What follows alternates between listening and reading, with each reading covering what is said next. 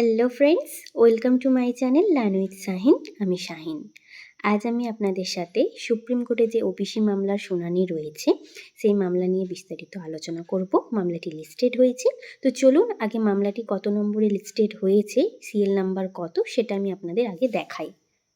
দেখতেই পাচ্ছেন, এটা the state of West Bengal versus Amalchandra Das যে ওবিসি মামলাটি, সেই মামলাটির ডায়েরি নাম্বার এখানে দেওয়াই রয়েছে 27287/2024। তো মামলাটি কম্পিউটার জেনারেটেড ডেট আমরা 18 তারিখ দেখছিলাম, 18/2।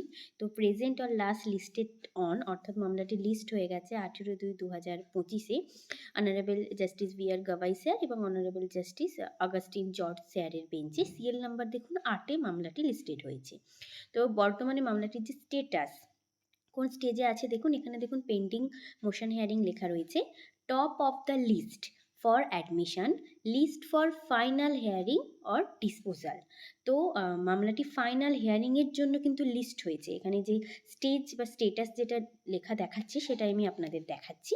তো ফাইনাল হিয়ারিংয়ের জন্য at the top of the বোর্ডে রয়েছে লিস্ট, মানে আগে যে ফাইনাল হিয়ারিংয়ের জন্য লিস্ট হয়েছিল 28/1/2025, আপনারা প্রত্যেকেই জানেন দুটো ডেট পাওয়া গিয়েছিল, কিন্তু কোনো কারণবশত মামলাটির হিয়ারিং হয়নি। তো সেটাই এখানে লেখা রয়েছে যে আগে ফাইনাল হিয়ারিংয়ের জন্য লিস্ট হয়েছিল।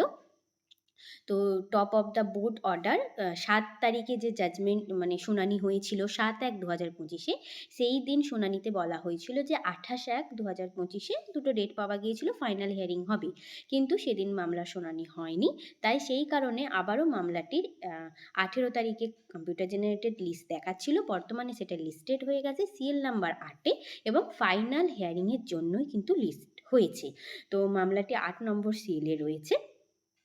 যদি কনস্টিটিউশন বেঞ্চ বসে তাহলে সেই বেঞ্চে শুনানির শেষে তারপর এই মামলাটি শুনানি হবে। তো দেখা যাক আগামীকাল, মানে 18 তারিখ কি হয়।